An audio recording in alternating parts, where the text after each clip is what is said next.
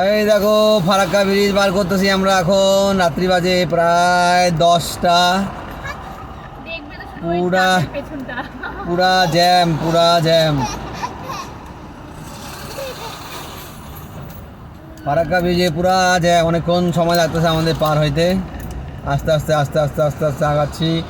এখানে আবার ফারাক্কাতে আবার আছে যে হেডলাইটটা বন্ধ করে পার হইতে লাগে। একটু আগে 2টা ট্রেন গেল দুই পাশ দিয়ে, তো দেখাতে পারলাম না। এই যে অন্ধকার, কারণ হচ্ছে ফারাক্কা ব্রিজ পার করার সময় একটা নিয়ম আছে যে হেডলাইটটা নিভায় পার হতে হয়, তো এই জন্য অন্ধকার। এই যে যত গাড়ি যাচ্ছে আমার ওই পাশ দিয়েও সবাই দেখতে পাচ্ছ যে হেডলাইট, কিছু কিছু যে জানে না হয়তো সে হেডলাইট জ্বলা রাখছে, বাকি সব হেডলাইট বন্ধ। এই আস্তে আস্তে আস্তে আস্তে আমরা পার হয়ে যাচ্ছি।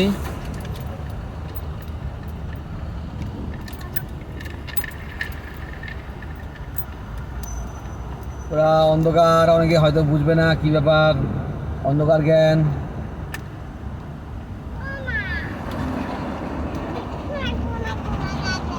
এই সামনে একটু আবার লাইট আছে। ওই আগেটা একটু বেশি জ্যাম ছিল, তো ব্রিজটার উপরটা এখন আপাতত একটু ফাঁকাই আছে। ও আয়া, ব্রিজের আর মাঝে মাঝেও খারাপ গর্ত।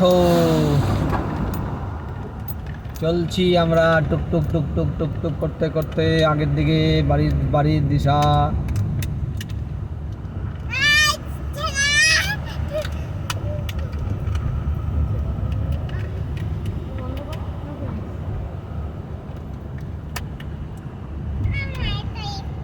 ফারাক্কা ডান পাশ দিয়ে আবার আরেকটা ব্রিজ তৈরি হচ্ছে নতুন, ওটা যেদিনকা কমপ্লিট হয়ে যাবে সেদিনকা ফারাক্কাতে আর এত মনে হয় না জ্যাম লাগবে, তখন ফটাফট হবে।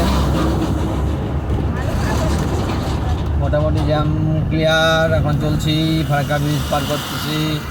পাশ দিয়ে বাইক গেল একটা, এই যে বাইকটা চলে গেল।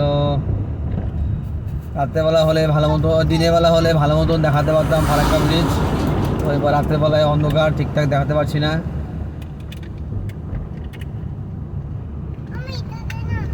বা পাশ দিয়ে ট্রেন লাইন, একটা ট্রেন যদি যেত এখন খুব ভালো হতো। আর একটুখানি বাকি আছে, তারপরে শেষ ফারাক্কা।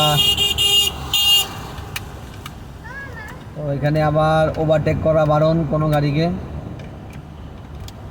আমি একটু দূরত্ব নিই।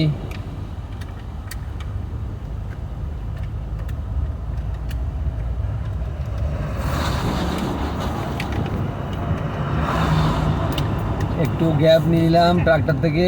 আমার আগে ট্রাক, ওভারটেক করা যাবে না, কারণ আমার পিছে অনেকটা গ্যাপ আছে, ওই জন্য আস্তে আস্তে আস্তে আস্তে যাচ্ছি একটু ভিডিওটা তুলে দেওয়ার জন্য। অন্ধকার, অনেকে ভালো ভিডিওটা ভালো মতো দেখতে পারবে না বা বুঝবে না,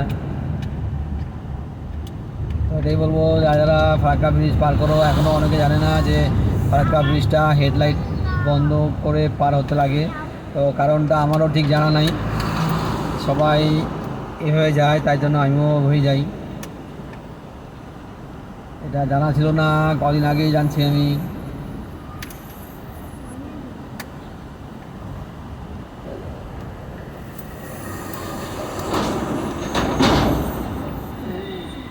আমরা দাঁড়ায় বললাম গঙ্গার মাঝখানে, আবার জ্যাম শুরু।